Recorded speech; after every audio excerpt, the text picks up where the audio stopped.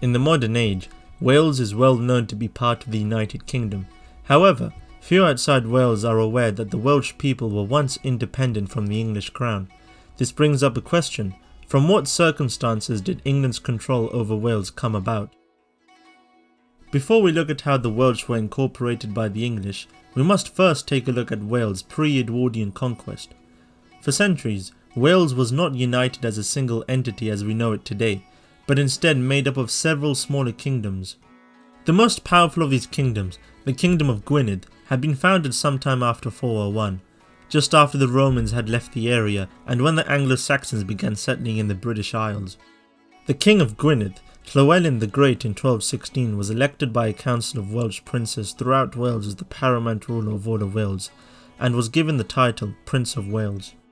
Upon Llywelyn's death in 1240, his son Dafydd ap Llywelyn succeeded him.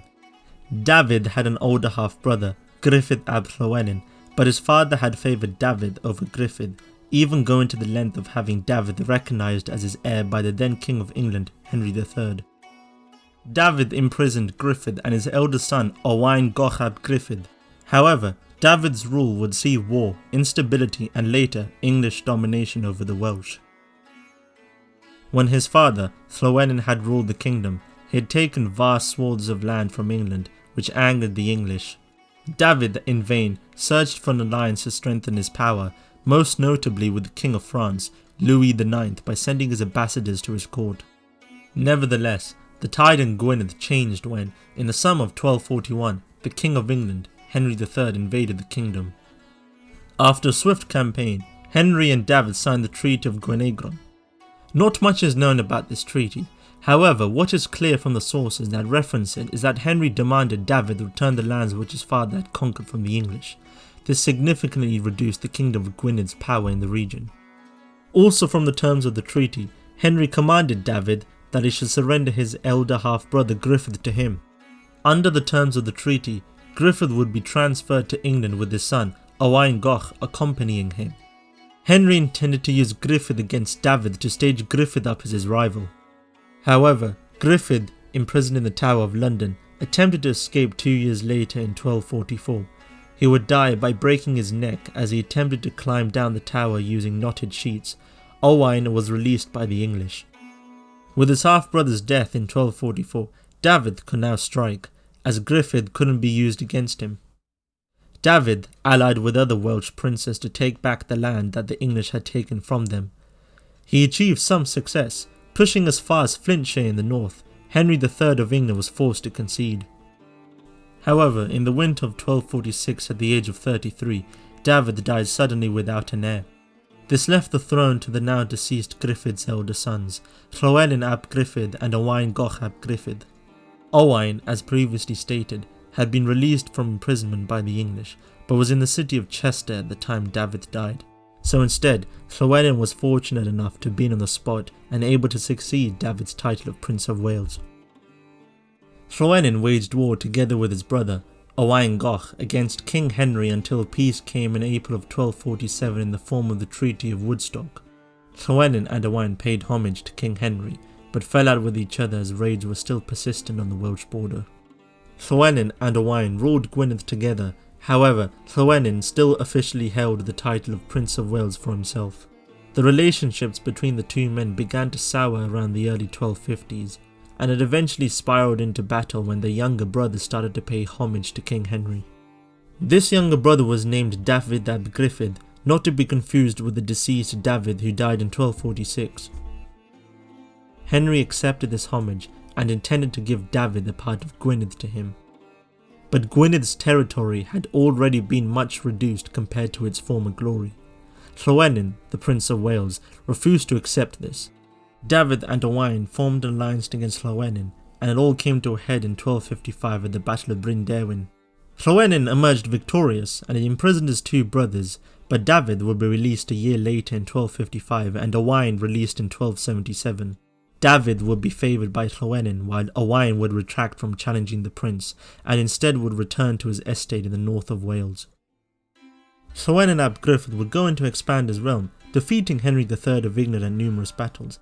By 1262, he had even pushed into southern Wales as far as Brecon. On the 29th of September 1267, the Treaty of Montgomery was signed. This treaty forced Henry to acknowledge Llywelyn as the sole Prince of Wales and in turn acknowledge Henry III as his overlord. Relations between Wales and England had improved. It seemed like the kingdom of Gwynedd would survive into the ages and be seen as a bright and developed area of the Welsh region. This was not to be, however. In 1270, Henry III of England was to go on a crusade which was led by Louis IX of France. This would later be known as the Eighth Crusade. Henry was advised by the court to not embark, as there would be fears of a rebellion back home. He asked his son, Edward, who was with the crusade, to return home, but he refused. Meanwhile, Henry's health deteriorated and he died at Westminster in 1272. Upon hearing this news, Edward returned home to England in August. Edward I was crowned King of England. The Prince of Wales, Llywelyn ap Gruffudd, refused to pay homage to the new king according to the Treaty of Montgomery. Edward I replied, saying that he wouldn't acknowledge Llywelyn's rule over Wales, arguing that he had taken land from his brothers. The situation had deteriorated and it seemed likely that England and Wales would go to war once again. In 1276, Edward I declared war. 15,000 troops were to enter Wales, 9,000 of them being Welshmen. At the same time, Llywelyn had weak support amongst his countrymen. Llywelyn, realising his situation, immediately surrendered, which in hindsight was probably the logical choice, as Edward's forces raided the Welsh harvest, leaving Llywelyn's army with little to no food. The Treaty of Aberconwy was signed on the 10th of November 1277. One major agreement taken from the treaty was that Edward would continue to recognise Llywelyn as the Prince of Wales. In 1282, in response to Edward dismissing Welsh law, Llywelyn's brother David ap Gruffudd declared a rebellion and attacked Harden Castle. The rebellion was supported by other Welsh nobles, and unlike in their last war, it seemed most commoners in Wales were now in support of the rebellion. Llywelyn was initially reluctant to join the rebellion, but eventually did so in support of his brother. The Welsh enjoyed initial successes, but this was to have no real impact in the end, as Edward's forces closed into the Welsh rebels, raiding the harvest along the way. John Peckham, the Archbishop of Canterbury, suggested to Llywelyn and David that they end the war, proposing that Llywelyn be offered land in England if he surrendered, and David would go on crusade to repay the king. However, both Llywelyn and David rejected this. The Battle of Orwen Bridge was to decide the future of Welsh autonomy and the subsequent English rule over Wales.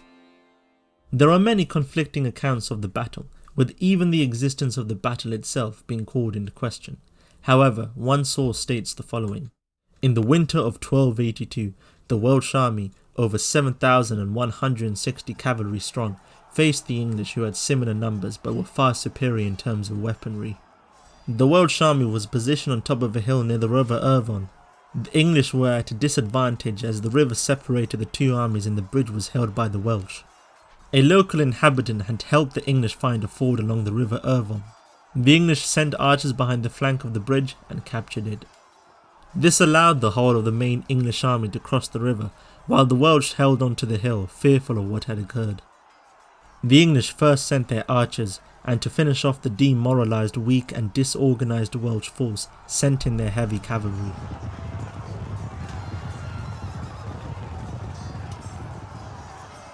The result was an English victory. Meanwhile, in the chaos of battle, Llywelyn and his 18 retainers were separated from the rest of the army. At dusk, just before the sun had gone down for the evening, Llywelyn and his 18 men were chased into the woods of Aberedu. A group of English cavalrymen had already crossed the river and were galloping towards them. A short while later, the English found them. The 18 men fought bravely but were all slain. Llywelyn was chased down and confronted by his pursuers and struck down by an English knight from Shropshire by the name of Stephen de Frankton, who at the time did not even realise he had attacked Llywelyn. As Llywelyn lay dying in his own blood, he asked for a priest and revealed his identity. He died immediately after. His head was then hewn from his body and sent to Edward, who was camped at Rutherland. It was then shown to the English troops at Anglesey and sent to London to be paraded.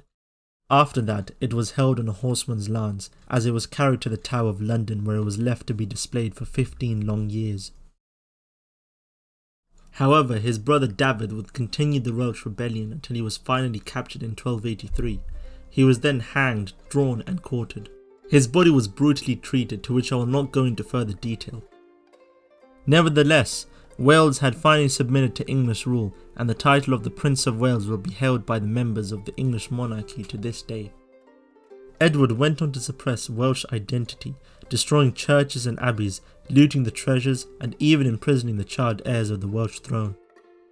A rebellion led by a descendant of Llywelyn, Owain Glyndwr in 1400, would later be suppressed by the English 15 years later. Llywelyn ap Gruffudd is seen in higher regard by the Welsh today, as he is commonly referred to as Llywelyn the Last. I will end this video with an extract from a lament about Llywelyn, composed by Gruffudd ab yr Ynabgoch. All his followers now cast down, his lords and his servants, the weak and the strong, all of us suffer. Why should we value a head on our shoulders when he is without one? His head has fallen, and with it our pride. Fear and surrender are all we have left. His head has fallen, a dragon's head. Noble it was, fierce to our foes. His head is stuck with an iron pole. The searing pain of it runs through my soul. This land is empty, our spirit cut down. His head had honour in 900 lands. Proud king, swift hawk, fierce wolf, true lord of Aberfrau, his only refuge, the kingdom of heaven.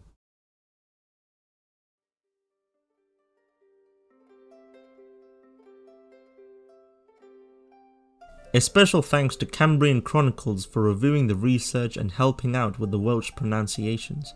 If you're interested in learning more about Welsh history, I'd recommend you to take a look at his channel. Thank you for viewing this video. Be sure to check out the rest of our content by clicking on some of our videos right here.